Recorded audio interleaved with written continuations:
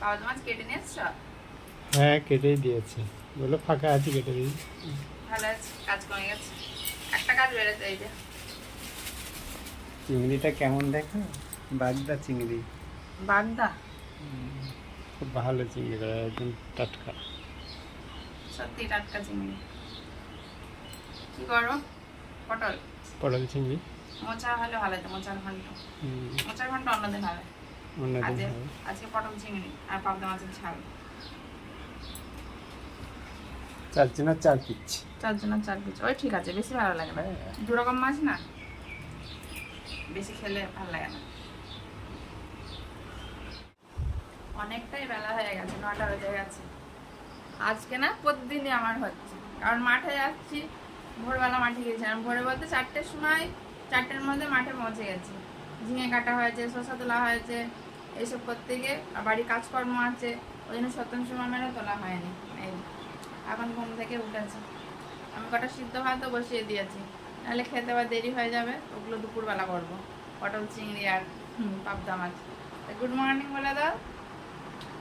এদের তুলতে বড্ড বেলায় হয়ে যাচ্ছে, আসলে একা একা না হয়ে আর উঠছে না। সবসময় একটা লোক থাকলে এদের পিছনে সব কিছু তখন ঠিক হয়।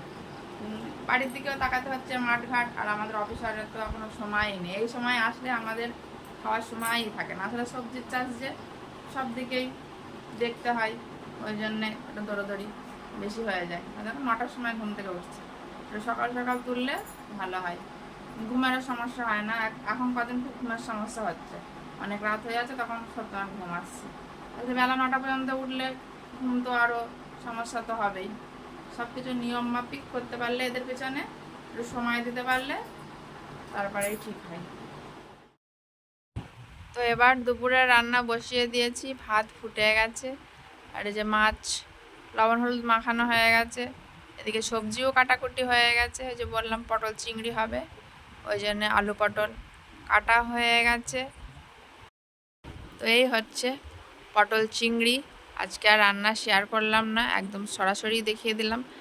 আর এই হচ্ছে পাবদা মাছ, মাছ ভাজতে আজকে কাল ঘাম ছুটে গেছে, মাছ যা ফাটছিল, দাঁড়িয়ে দাঁড়িয়ে মাছ ভাজতে হয়েছে। কেমন গরম আজকে, ছাড়িয়ে গিয়েছে, থাকতে পারছি না, পুরো ভিজে গিয়েছি, কিচ্ছু রাখতে পারছি না। প্রচন্ড গরম, কালকের মতনই গরম। চান করেছি পুকুরে নেমে, কালকের মতো গরম। জামার প্যান্ট যদি নিংড়াই মোটামুটি লিটার 2 জল বেরোবে। নাও একটু গায়ে জল দিয়ে নাও। চলে আয়, এবার সত্যম হবে কাজ। প্রচন্ড গরম, শুনলে তো আমাদের অফিসারের মুখে কিরকম গরম। এখন 2টা পুরো বাজেনি, 1:45 মতো বাজে। সত্যম শিবমকে নিয়ে বসবো একটু। আমি এখন স্নান করিনি, সকালে একবার হয়ে গেছে, গরমে 3বার স্নান হচ্ছে। ভিজে গিয়েছিলাম, স্নান করাতে করাতে শাড়িটা পাল্টে নিলাম, 4বার শাড়ি পাল্টানো হচ্ছে। সকালবেলা মাঠ থেকে বাইরে এসেছে, একবার শাড়ি পাল্টাচ্ছি, কাজ করে নিয়ে ফিরে এসে একবার শাড়ি পাল্টাচ্ছি, আবার ওদের স্নান করিয়ে নিয়ে শাড়ি পাল্টাচ্ছি, আবার নিজে স্নান করে তখন শাড়ি পাল্টাচ্ছি। তাই ওদের শুরু করে দিয়েছে, আর একাই শুরু করে দিয়েছে। বিকালবেলা ছাদে চলে এসেছি, আর এই দেখো, চিনতে পারছো? পুরনো বন্ধু যারা আছে চিনতে পারছো? কত বছর পর আসলি? 3-4 বছর বেশি হবে। ভাইপো যখন হয়নি হ্যাঁ, তখন এসছে, গোপাল পুজো দিয়েছিলাম, সেই সময় এসেছিল। তো আজকে না বলেই চলে এসছি, আমি চমকে গেছি, চমকে গেছি। আর এই হচ্ছে চ্যাংপাটি, আমাদের সব ছেলেগুলো সব বসে আছে, লজ্জা পাচ্ছে, প্রচন্ড গরম, ওই জন্য একটু চলে আসলাম ছাদে। একটু ঠান্ডা, তোমার ঘুরতে হাঁটি হাঁটি, বারান্দা থেকে ঠান্ডা, তাই না? ঘরের বারান্দায় বেশি গরম, এখানে একটু ঠান্ডা ঠান্ডা ভাব আছে। এই যে এখন সব বসে আছি, গরম, প্রচন্ড গরম, হাওয়া নেই, বাতাস নেই, হাত পাখানি হাওয়া খাচ্ছে। আরো এই যে কই তুই, দেখা যাচ্ছে না, এই যে বসে আছে।